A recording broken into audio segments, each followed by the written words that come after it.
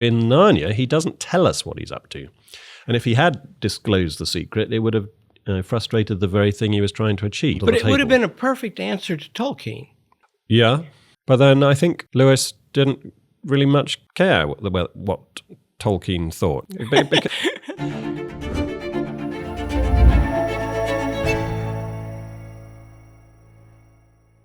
Welcome, Michael. Honor and pleasure to have you here. Honor and pleasure to have you teach regularly at Hillsdale College. Thank you for the many benefits you've done me. You don't want to, but we're going to begin by talking about you a bit. I've given you a strong reason why that's a good idea, mostly so people can learn how you became this thing that you are. Then we'll talk about your work. You're born in West Sussex, southern England. You spent, by my count, 18 years in graduate school. Maybe. What's that about? Well, I'm a slow learner. I think that's all there is to that. I think it must be that you loved it. True, yeah. I say of myself an excuse that you do not have, being a Catholic priest. I would still be a graduate student, except my wife got pregnant. Yeah. Wasn't practical anymore. But what better life? Now today, we both live partially the life of the graduate student and get paid for it. That's not too bad. You studied English literature and theology in the main. Mm-hmm. Do you think your work shows the mark of both those things, especially the first, because it's not so obvious? Yeah, I hope so. I remember I had I'm not given to moments of hearing the voice of the Lord, but I distinctly recall when I was about 14 and wondering about my future, worrying about my future, which way I was going to go, because I had these two great passions, English and theology. And I was praying in church, saying, "Dear Lord, show me which way I should go." And the voice of the Lord came to me saying, "Go both ways." You can ride two horses abreast. Yeah. And so it has turned out. So I did my first degree in English, second degree in theology, and then my PhD was technically in theology, but it was very literary. I was studying C.S. Lewis's imagination. It came to me, and I've known you a long time, but I learn more all the time. And I was reading Planet Narnia, and I was reading the section on the Voyage of the Dawn Treader. And I suddenly looked up and I said, this guy studied English. And I went and looked it up.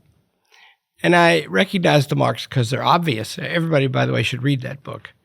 My great teacher, one of my two great teachers in life, is a man named Harry Jaffa. And he studied English literature in undergraduate school at Yale. And it never left him. And he taught many courses on Shakespeare that I took. And they were consistently excellent.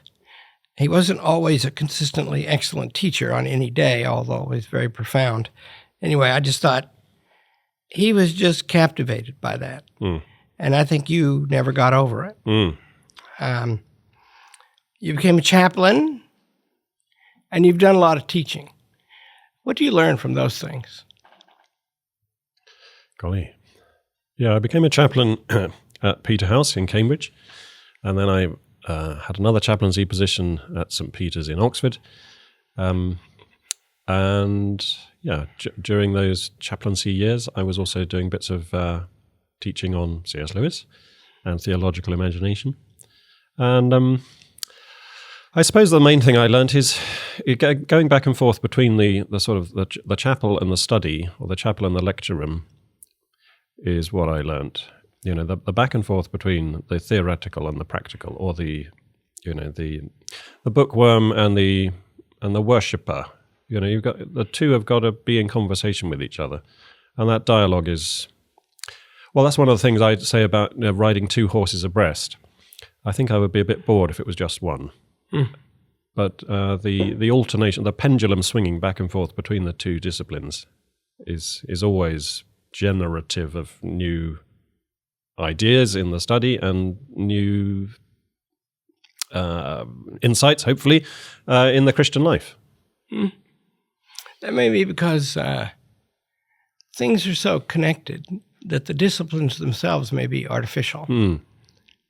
So, yeah, exactly. I mean, what's the point of cutting up knowledge into these departments? It's mostly done for purposes of bureaucratic convenience, or so that people know where their careers begin and end. But it doesn't really mean much. No, and our own limits, too. You have a gift of focus that we're going to talk about today. I was taught by Harry Jaffa, was one of my teachers, to focus. And Martin Gilbert, the other one, big one, who wrote 85 big books of history, there's an amazing consistency in what he wrote them about. And you have given your life to C.S. Lewis, and that means you can go deep. But also, literature and theology do not exhaust all high knowledge. And so you have to know something well. And you've chosen to know two things well, and that's good. Leads to a lot of other things. And it doesn't actually exhaust C.S. Lewis either, because Lewis knew many more things than I will ever know. And in addition to literature and theology, in his case, he also had a background in classics and in philosophy. But I'm no classicist, and I'm certainly not a philosopher. Yeah, that's right. Beware of the man who says either of those things. You do have a strong fundamental education. It seems to me, and so I know a little bit about Aristotle, and it seems to me that you understand that structure of knowledge and the soul pretty well, and you use it adeptly. What kinds of things cause things? What are the operations going on in the soul? I'm going to ask you to distinguish one of them for me. Okay.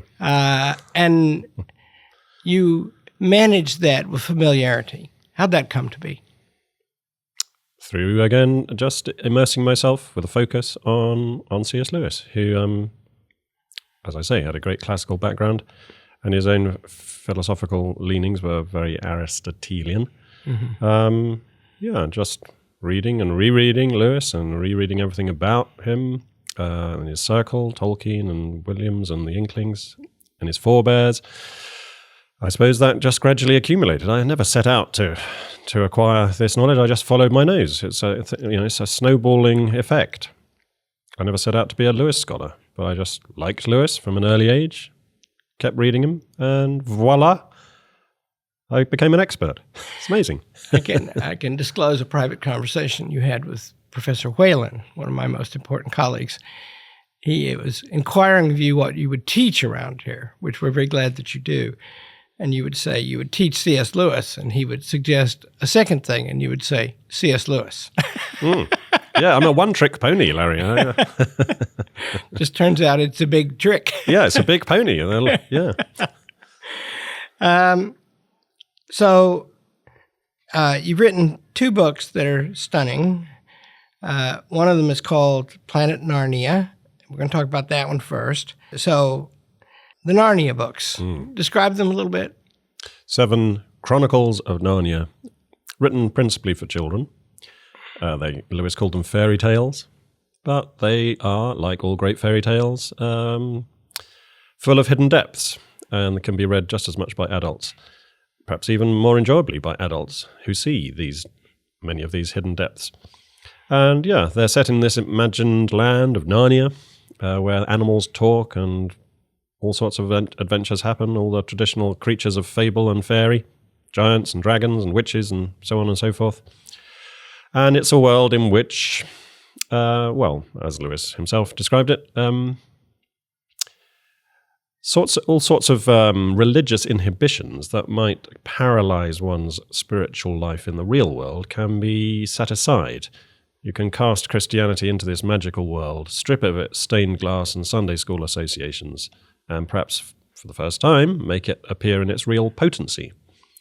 By allowing people imaginatively to grasp the principles and the motions of the spiritual life, divorced from questions of church and doctrine and that sort of thing that might otherwise inhibit you. That was Lewis's sort of moral and Christian aim for the series, but he also was, he was just a good writer, good author, a good imaginer, and he wanted to write a good rollicking tale that would capture the imagination. He published them in the 1950s, and they're still selling in their millions, translated now into 40-odd languages. They've been adapted for stage and screen, and they've become classic works. They've entered the canon of English children's fiction, and justifiably so. And it's not just Christians who read them either. They've entered the mainstream. And there's a lot going on in these books. So there's a mixed reception from some people that Lewis respected deeply, friends, about that. Mm-hmm. What's that about? Yeah, he read the first few chapters of the first book, The Lion, the Witch, and the Wardrobe, to his friend Tolkien. And Tolkien didn't much like what he was hearing. Mm. Tolkien thought the books had been thrown together a bit haphazardly. If you know Tolkien's Middle-earth, that's a very different kind of imagined space. It's very rigorous and thoroughgoing, and it has what he called the inner consistency of reality. Narnia, by contrast, looks a little bit slapdash. Things drawn together from all sorts of different mythological literary traditions. Got the classics and fairy tale and E. Nesbit sort of Edwardian stories, and Father Christmas is in there, and Tolkien didn't like it. And because Tolkien has become famous, his attitude to Narnia has become famous, and lots of people have sort of followed in Tolkien's wake and thought that Tolkien knew the series much better than he actually did. And so they've sort of jumped on the bandwagon and thought, oh yeah, Narnia's not very good, is it? It's just thrown together in an afternoon, and it shouldn't be taken very seriously. But I think that's entirely wrong. Yeah. Why? Well, because Lewis was not a random or a slapdash writer or thinker. He had one of the most disciplined and trained and controlled intellects of the 20th century. He didn't do anything casually or thoughtlessly. So Narnia... But that argument won't quite do, though, because Tolkien knew Lewis as a friend for decades. And so the fact that Lewis was or was not like that does not prove about this book. True. I'm leading you to the assertion that you have proved about the book. Yeah, well, as I say, Tolkien dismissed the books quite quickly. He only read or had read to him the first few chapters of the first book, and he threw up his hands in horror and turned away. And he was a hard man to please, Tolkien. He disliked nearly everything that Lewis wrote, actually. Whereas Lewis, in contrast, loved The Lord of the Rings and badgered Tolkien endlessly to finish it. So it was a love-hate relationship they had. Lewis loved Tolkien's works, and Tolkien hated Lewis's work. That's an odd basis for a friendship, isn't it? Well, they were in some ways chalk and cheese, but opposites attract. Anyway, the Narnia books are not casually thrown together. They are structured, I believe. This is the discovery I made when I was doing my doctoral research on Lewis's imagination. They're structured according to the 7 heavens, the 7 planets of medieval cosmology, which Lewis, as a medieval scholar, knew all about, and which he described as spiritual symbols of permanent value, which were especially worthwhile in his own generation. And it's those 7 heavens from which we get the names of the days of the week. So the Sun, the Moon, Mars, Mercury, Jupiter, Venus, and Saturn. These 7 planets with their 7 sets of attributes and qualities and influences. That's what provided Lewis with his scheme, his blueprint, his imaginative design. Now we're going to explore that at length, but before we do, you make an amazing statement, which apparently is true, in your book. Lewis hid that fact. Why would he do that? Well, he wrote a lot about the planets in other works. He wrote about them academically in his book, The Discarded Image, tracing them historically through literature and art. He wrote about them very explicitly in his trilogy of planetary adventures, sometimes called the Space Trilogy, but that's a mistake. It's better to call it the Ransom Trilogy. And, there, the 7 heavens are used very obviously. He wrote about them too in his poetry. But he thought that the best way to understand the planets, their qualities, their attributes, their personalities, was not through laboriously listing all their particular qualities, but by seizing them in an intuition. Like you might smell a rose or taste a wine and immediately recognize it. That's the best way of knowing these planetary personalities. And so in Narnia, he doesn't tell us what he's up to. And if he had disclosed the secret, it would have frustrated the very thing he was trying to achieve. So that's why it was underhand, as it were, under the table. But it would have been a perfect answer to Tolkien, right? Yeah.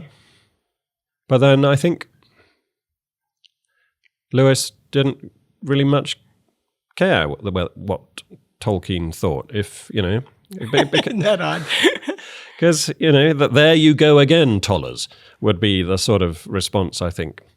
And in any case, an artist who has to explain his art in order for it to, be judged worthy, has failed. So I don't think Lewis would have felt under any, he wouldn't have felt it incumbent upon him to explain himself. If it's not Tolkien's pigeon, it's not Tolkien's pigeon. That's a wonderful point, by the way. Never thought of that. The novelist Mark Helprin has produced a little book, which I think he's never published, and it's about conservatism, he says. I think that's the title. And it begins, I think that may be all he's written. There's a painting of Winslow Homer, the Reaper, and it's beautiful. It's a man with a sickle in his hand standing before a partially felled field of grain. And it's about the First World War. And Winslow Homer never explains that. And then he puts over here on the opposite page, both are very well reproduced paintings, an abstract art. And it means nothing without an explanation. That's his point. His point is art has to represent something. So good. Okay, that's good. That's a great point. But I will tell you that I myself have always loved the Narnia novels. I read them to our children. But I always thought that they were light.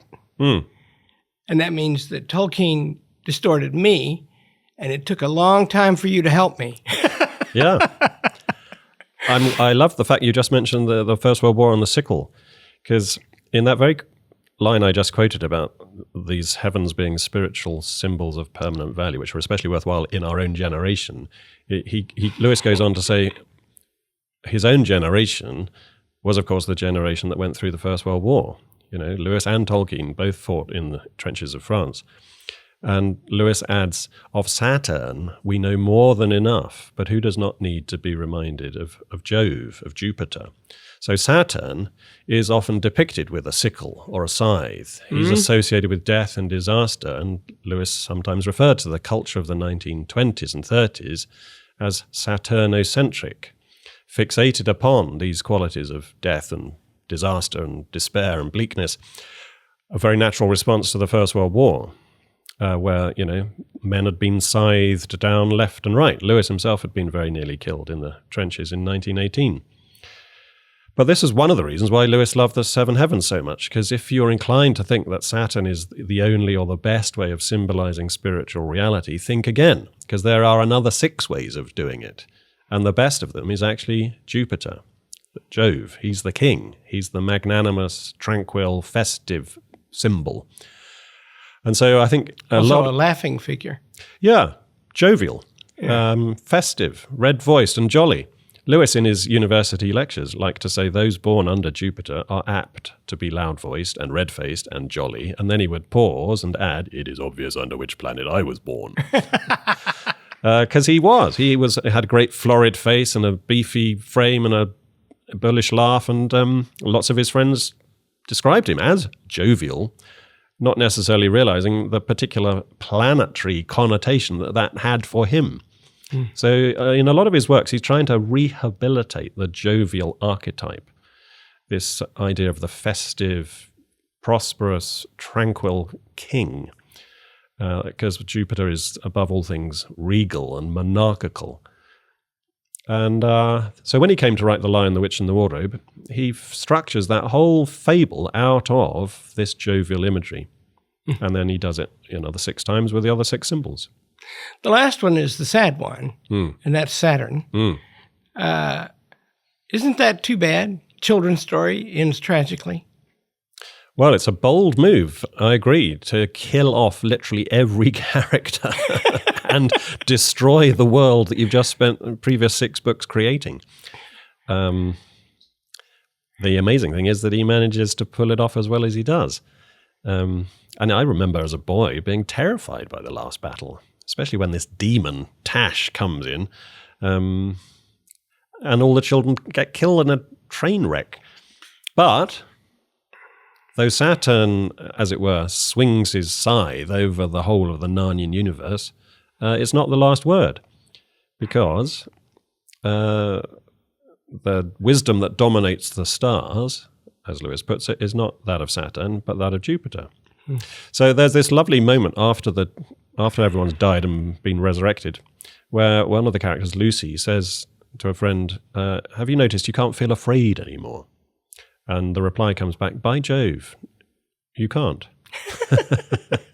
And that's just Lewis, with a nod and a wink to the well-educated reader, tipping his hand, as it were. By Jove, you can no longer feel afraid, because Jupiter has, as it were, regained his happy seat, and Saturn, having done his worst, has shown himself to be, defeatable. Yeah, wonderful. There's in which of the novels is it that Reepicheep goes over the wave, and that's going to heaven, I think. Voyage of the Dawn Treader. Yeah, that's so that's not the end of the last novel. The last battle is not the only time that happens. No, there are glimpses into the heavenly Aslan's country in several of the books. Yeah, awesome. So you mentioned The Discarded Image, which is a very powerful thing. I urge everyone to read it after he's read these 2 books by Michael Ward, and it's beautiful. And it is a kind of an explanation of Aristotle's metaphysics. I conceive that Aristotle's thought begins with the first line of the Nicomachean Ethics. In the exactly parallel first line of the Politics, he turns that into community, all human relations. But when you march through the metaphysics, you're going toward God. Mm-hmm. And God is the top. Top is not exactly the right image of the universe. God doesn't move, or is not moved. That's a better way to put it. The planets move in relation to God, and they move us. Mm-hmm. So Lewis describes that image with some changes in The Discarded Image, and that seemed to compel him. And you say his awesome series of books is built around it. Mm-hmm. Others explicitly, this one not. What is the power? Explain why that image is powerful. Well, I think it was powerful for Lewis because he was a medievalist, and he had this great love, especially for Dante, and the Paradiso, where the pilgrim mounts up through these 7 heavens in his ascent to God's throne in order to enjoy the beatific vision. And Lewis loved Dante. He described the Paradiso as the highest point that poetry had ever reached. This is another reason, He didn't write a lot about Dante. No full-length books or treatments, but he wrote a couple of essays and lots of scattered comments. And he thought this idea of the 7 heavens, these crystalline spheres rotating around the home of God like moths to a flame, was a beautiful image of human desire for the divine, for the transcendent. It's what in his autobiography he calls joy, these stabs of longing, this Sehnsucht, as the German romantics call it. And he thought that was an important picture, one side at least of the spiritual life. But it was not was only one side, and the other side is, of course, from the New Testament. You have the idea of God not as the sedentary center around whom everybody turns, but rather as the good shepherd who leaves heaven and comes to earth to search out for the lost sheep, which is an entirely opposite way of conceiving of this reality. And the two need to be held in tension. They're two sides of the same coin. Lewis calls this the model. Mm-hmm. And he says he loves the model, but it's only a model. Conceived by minds that are beyond models. So it's like a favor these wise people did us to give us an image. But we're not to believe it's the final truth, I think he's saying. Do you agree with that? Oh, absolutely. Yeah, he's got a very interesting epilogue at the end of The Discarded Image where he says to the reader, I've spent all this time expatiating upon this old cosmology, the geocentric cosmology, the earth-centered cosmology, and my readers will be desperate, begging me to admit that it's not true. I admit it's not true, he says.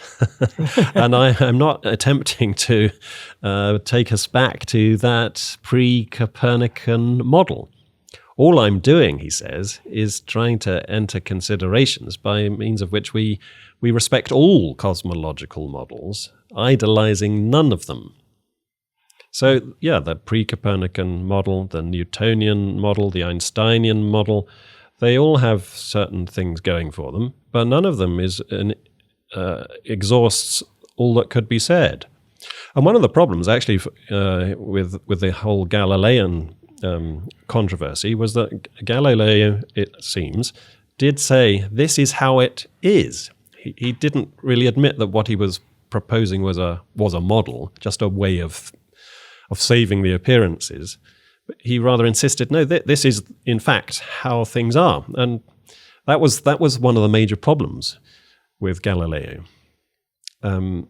He didn't just have a new theory; he had a new theory of theory. That this is not just a means of saving the appearances, but this is actually the last word, and that's basically idolatry. And that was one of the major reasons why Galileo got in such problems. Yeah, I'm coming to the end of my knowledge about astrophysics, but there are corrections to Galileo since those days, right? Yeah. A thing I love about the Discarded Image is that Lewis corrects some accounts, contemporary accounts to his time and ours, of the older world, and that is, one, people thought for a long time the Earth was flat, whereas his point was it's been a very long time since anybody thought that. The second, and see, that is a conceit that's part of our dismissal of the past. But the second thing is, in the model, the Earth is not the center of the universe, it's the bottom of the universe.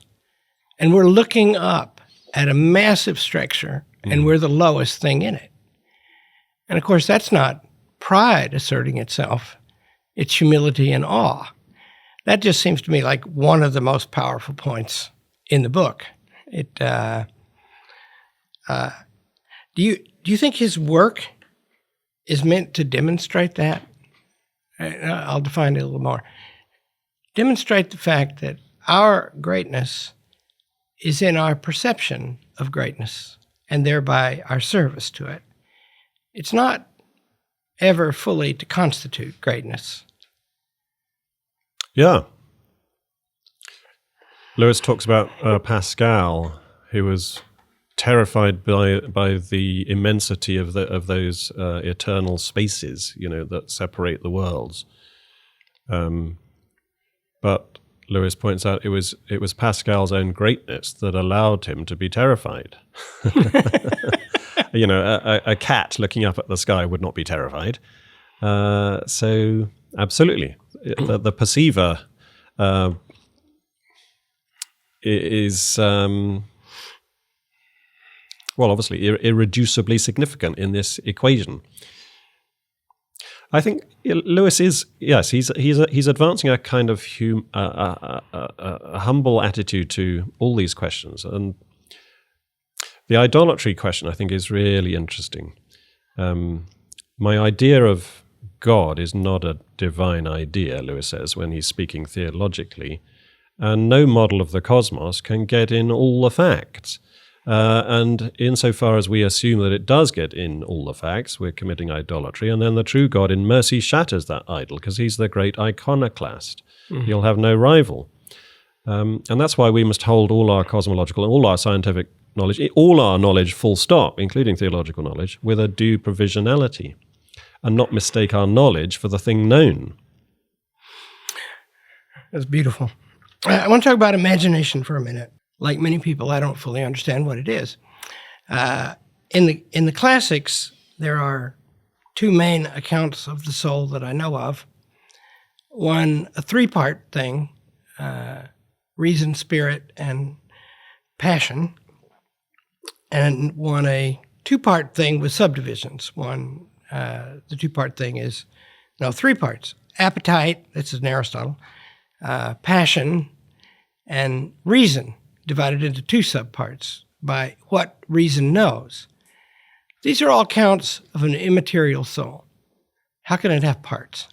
But I like to say in class, it's like you go in a butcher shop and they have an outline of a cow and they carve up where the bits of meat come from. But the soul it's all cow.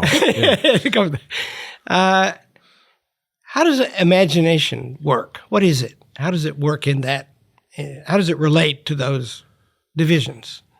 Golly. Well, according to Lewis, imagination is the organ of meaning, and that means that the imagination differentiates between the nonsensical and the meaningful, and that's all it does. It's not interested in questions of truth or falsity, it's just interested in questions of meaning. And it's reason that, for Lewis, is the natural organ of truth. Reason comes down, as it were, and investigates these imaginative findings, these meaningful images, propositions, whatever they may be, that imagination has supplied.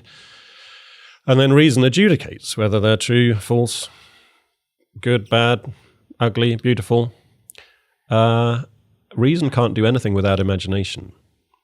But that's a very interesting structure, taxonomy, and one that runs counter to a lot of our presuppositions. Because I'm always telling my students, don't think of the imaginative people as artists and dreamers and novelists and musicians and painters, as opposed to all these rational people who are the scientists and the hard-headed mathematicians and engineers and people like that. No. Both sets of people are imaginative. It's just they work with different kinds of meanings. And the scientists and the mathematicians work principally with meanings provided by number and quantity. You know, maths is the basis of modern science. Whereas the artists, the dreamers, the painters, the musicians, they operate with meanings provided by more nebulous meanings. Personalities, qualities, not quantities. Colors, movements, gestures. But both groups of people are fundamentally imaginative.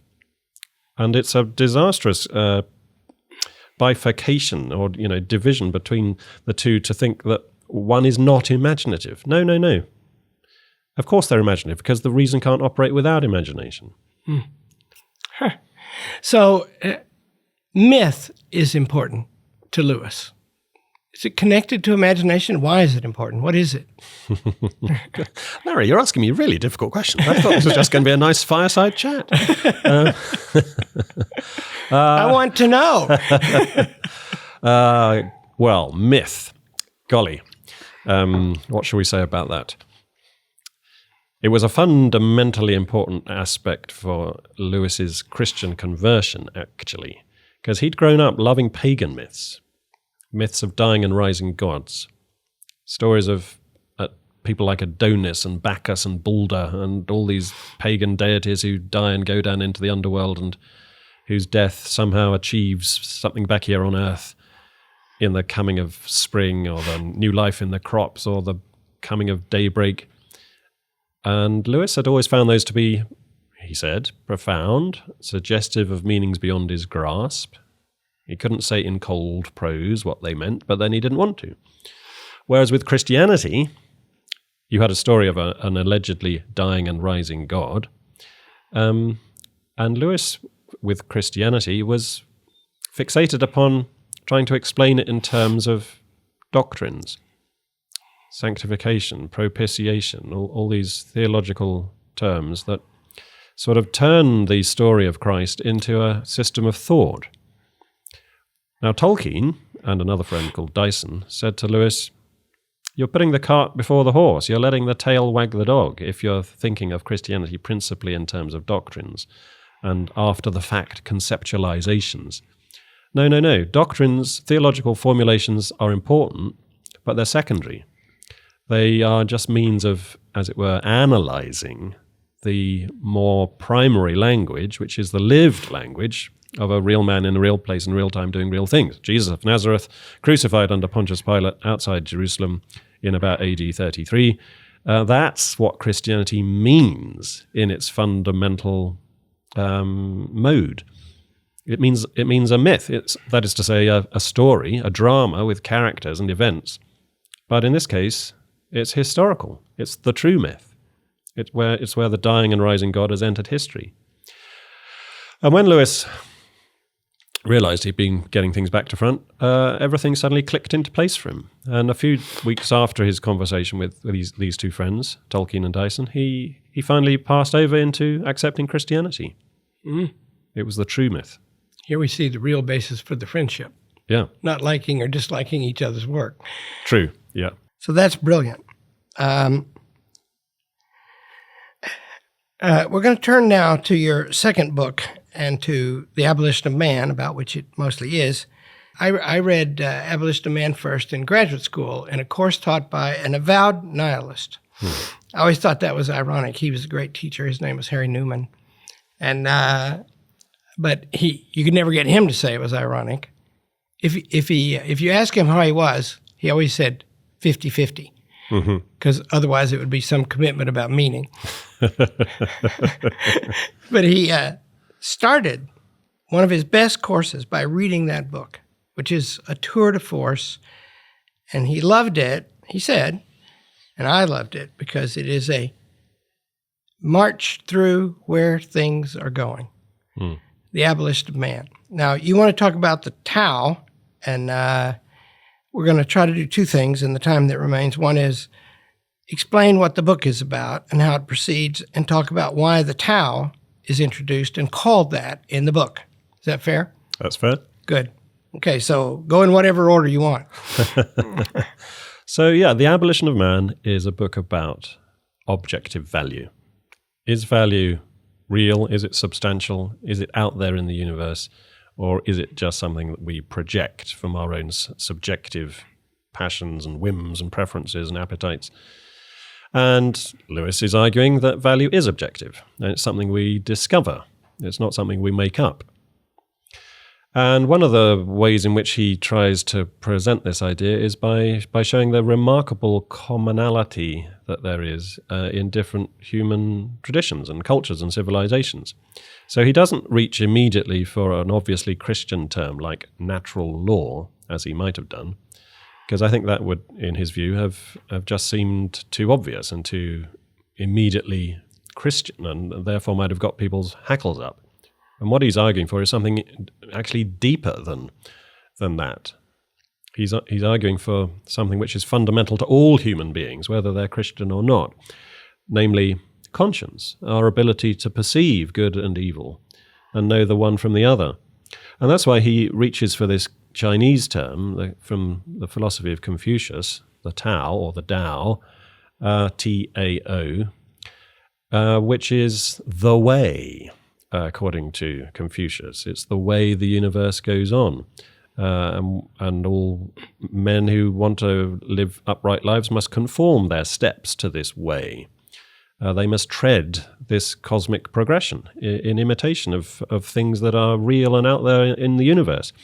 So it's a rather cunning move on Lewis's part to reach for a Chinese term, while all the time. Of course, the way is another term for Christianity. The followers of the way. And in the Acts of the Apostles, Jesus says, "I am the way, the truth, and the life." So even as he's sort of de-Christifying his argument, he's subtly and secretly re-Christifying. It's a very ingenious rhetorical strategy. Anyway, so he goes on to advance all sorts of defenses for the objectivity of value. And then in the final chapter, of the third of 3 chapters, he predicts where we will end up if we give up on objective value. And he says we'll effectively demolish ourselves, we'll destroy ourselves as a species. And that's why he calls the book The Abolition of Man. Explain that. How do we go about doing that? How do we destroy ourselves as a species? Well, it's quite a difficult thing to achieve, actually, because the Tao, the conscience, is so deeply embedded in all of us that even as we try to escape it, we just find ourselves willy-nilly relying on certain aspects of it, 1 or 2 shreds of the Tao that we've retained. Lewis here is sort of channeling G.K. Chesterton, who says that,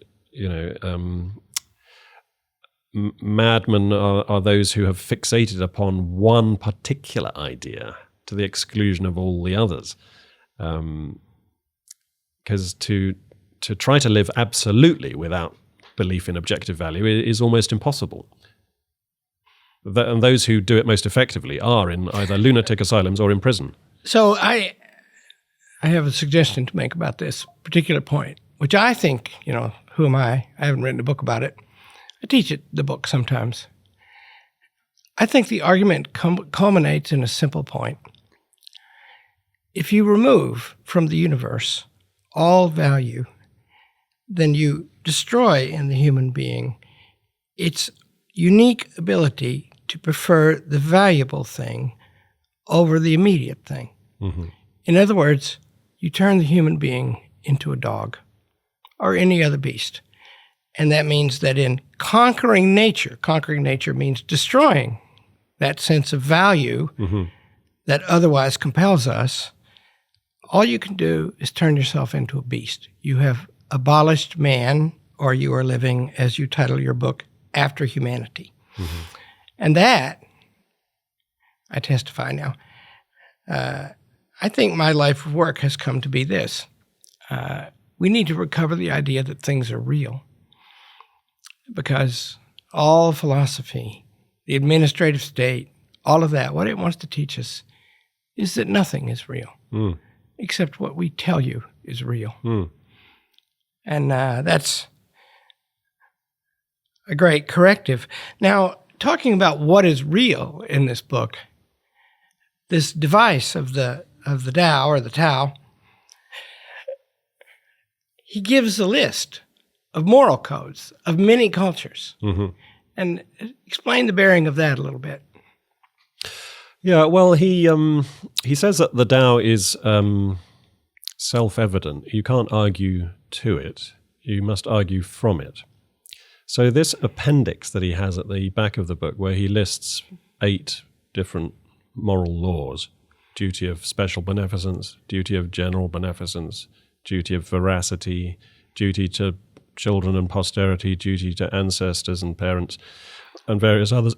He says, he illustrates how all those laws are to be found respected in any number of cultures and civilizations. He cites various texts from Native American to ancient Babylonian to Aboriginal Australian to Jewish, Christian, humanist, all in support of these various laws, which gives a remarkably unanimous testimony to the objective reality of the Tao. But he says even absolutely unanimous testimony would not prove it to anybody who wanted to deny it, because it can't be proved. It's the basis on which all moral proofs rest. It's the sine qua non. It's ground zero. And you can't argue to it. You've got to argue from it. It's the thing that we inhabit. We are already inside the Tao. We don't choose to erect it around ourselves. We find ourselves inside it. But looking at all these cultures and civilizations is a remarkable way of is a way of reminding ourselves that, oh yeah, it does exist. So I want to explore. See, I think, by the way, this structure of work that you've produced is a very valuable thing. Thank you for it. I want to close by saying, how does all this relate to Christianity? Does it help one understand it? Does it lead one to it? Is it the same thing as it? Excellent question. This is one of the things I like to pull out of The Abolition of Man, because it's Lewis's most philosophical work. And he says at one point that though I am myself a theist and indeed a Christian, I am not attempting here any even indirect argument for Christianity, because it's purely philosophical. This is humanism in the best sense. This is God creating all humans in his image, whether they turn out to be Jews, Christians, or whatever. Okay. But what is it that is the real critical test of objective value? Lewis repeatedly says it's the willingness to suffer for the objectively good. And unless we're willing to pay a price, we don't actually believe in the objectivity of this thing. Because if as soon as things become inconvenient, we change our values so that we don't have to suffer, then we clearly don't really believe in the objectivity of the thing that we claimed to have believed in. We're objective up to a point, and as soon as it costs us, we shuffle away from it. So Lewis keeps coming back to this idea of suffering for a good cause. Dulce et decorum est pro patria mori. It's sweet and fitting to die for one's country. So there's one value, patriotic sentiment. But interestingly, he also slips in at one point, greater love hath no man than this, that a man lay down his life for his friends. Jesus' own command. And Jesus himself turns out to be the ultimate example of someone who's willing to sacrifice himself for the objectively good. The prime martyr. He didn't want to have to drink the cup of suffering. If only this could be taken away, he would have been happy. But not my will, but thine. So there you've got a prime example in the scriptures of the recognition of objective value. The Father's will cannot be dodged. It cannot be squirmed out of. And if you try to, then you've given up on objective value. You think you're making it up yourself, and then you're lost. So that's how the Abolition of Man's argument really dovetails with Christianity, with sacrifice, with suffering, with tears. And I end my guide, the After Humanity guide, by talking about how, in the appendix, where he's listing all these various values and laws, one of the sources that he cites is from Juvenal, who says that nature has given us the best power, the power to weep. And unless we weep, we're made of stone. We're not really human. Okay, well, you're an awesome man, and I'm thankful for you. And I hope that you will do this again with me, and we'll keep learning together, and these people will get a chance to do it too. Thank all of you for listening and watching. Thank you, Michael. Thanks, Larry.